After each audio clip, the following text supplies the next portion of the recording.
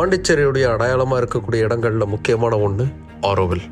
தற்சார்பு வாழ்க்கையும் உலக கலாச்சாரங்களும் ஒன்றாக இணையக்கூடிய புள்ளியாக இருக்கக்கூடிய ஆரோவில் திறந்து வைக்கப்பட்ட தினம் இன்று.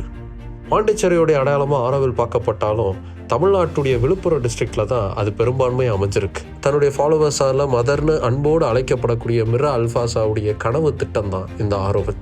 இயற்கையோடு இணைந்து வாழக்கூடிய வாழ்க்கையை ஊக்கப்படுத்துவதற்கும் உலகம் முழுக்க இருக்கக்கூடிய கலாச்சாரங்கள் ஒன்றிணையக்கூடிய ஒரு புள்ளியாக இருப்பதற்கும் ஆரோவில் உருவாக்கப்படணும்னு யோசித்தாங்க. அந்த யோசனையினுடைய விளைவாக 20 ஸ்கொயர் கிலோமீட்டர் பரப்பளவில் உருவாக்கப்பட்டது தான் ஆரோவில். இதில் மகிழ்ச்சியூட்டும் விஷயம் என்னென்னா, அவருடைய கனவுங்கிறது இன்னைக்கு வரைக்கும் உயிர்ப்போடு இருக்குது. உலகம் முழுக்க இருந்து ஆரோவிலுக்கு வந்து அங்கேயே தங்கி தற்சார்பு வாழ்க்கையை இயற்கையோடு இணைந்து வாழக்கூடிய பல அற்புதமான மனிதர்கள் அங்கே இருக்காங்க.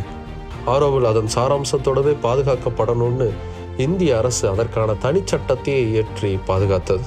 இப்படி இன்று வரை இயற்கையை கொண்டாடக்கூடிய ஒரு இடமாக இருக்கும் ஆரோவில் 120 நாடுகளின் பிரதிநிதிகளின் முன்னிலையில் 1968 திறந்து வைக்கப்பட்ட தினம் இன்று.